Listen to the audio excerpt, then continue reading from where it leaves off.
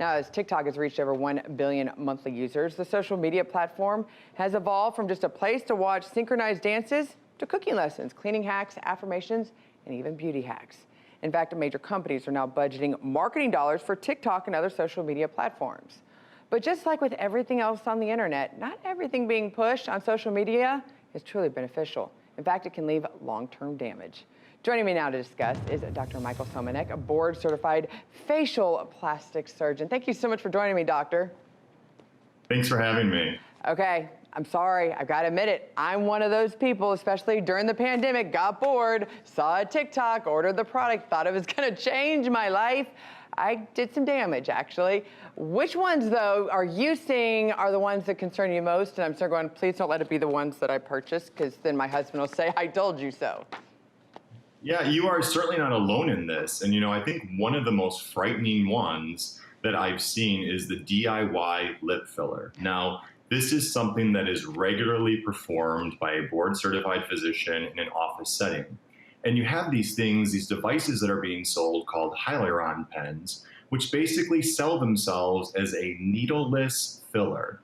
So it's using pressurized air to push a product, allegedly hyaluronic acid, into your lips. Now remember, this has no FDA approval. This is not controlled by anyone. So number one, you don't know what you're injecting potentially into your lips. And secondly, one of the largest risks of filler in general is vascular occlusion, where a filler can get injected directly into a vessel.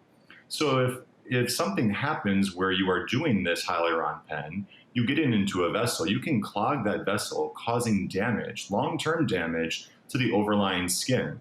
And that can cause a permanent scar for you. So definitely the DIY lip filler, very bad idea. I think that's probably a very easy gift, but yet so many people did it. I think what shocked me is these products were available. You might see it on TikTok, and they usually have a link that you click, and you just click on through and buy it there, or you can go on Amazon or on there's no sort of any moderation of it, no regulations that say probably not smart, but that they would be punished for putting this out. That being said, are there any signs when you're watching through social media, and you can admit that you do, that you actually look at a product and go, you know what, it could be worth a try. Granted, it's going to be short-term. Nothing's going to be as long-term as what they would get in your office. But are there some good things, and are there some red flags that you would like to tell our audience about?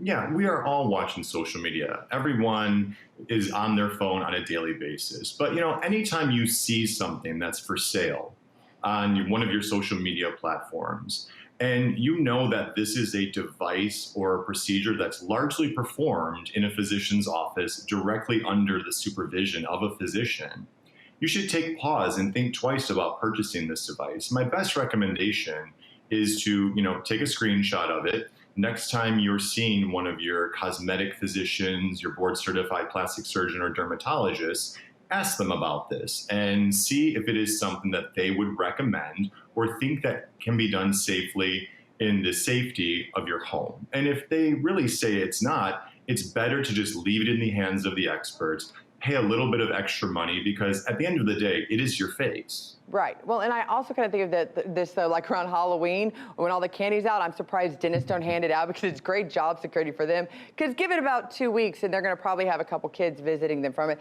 Same thing for you. I mean, they go and do this. Their first call is to you in a panic trying to fix it. Let me ask you, is there anything, and this is kind of confession time. I made my confession. Did you find anything that you've actually seen or purchased that you said, you know what, I'm glad this is getting the exposure online that should be getting? I think one of the more non-invasive type of things, because anything that's causing potential damage to the barrier of your skin, I don't think is safe to use in your home, because if you don't wash it correctly or sterilize it, you could cause a lot of superficial injuries and infections to your skin. One of the things that I have seen that essentially is mimicking a lymphatic massage is one of those jade rollers. And it seems to be extremely popular amongst many of my patients. And it's very benign, right? It's not going to cause any damage to your skin. You take the roller and you kind of roll it gently in an outward motion. And that can decrease puffiness and kind of improve the overall contour of your face. So out of anything that you're going to buy, really focus on the things that aren't causing actual injuries to that superficial epidermis. Do you actually see, as this continues to be a problem, social media continues to grow, do you think think there'll be actually more call for regulation by those that kind of represent you, that represent doctors, those sorts of agencies? Yeah, I mean, I would love for something to be advocated to control a little bit of the medical misinformation that we see on social media. I'll leave that up to the higher regulators. But I mean, I think overall, the thing to remember is social media is not a platform to get certified medical information. It never is and never will be.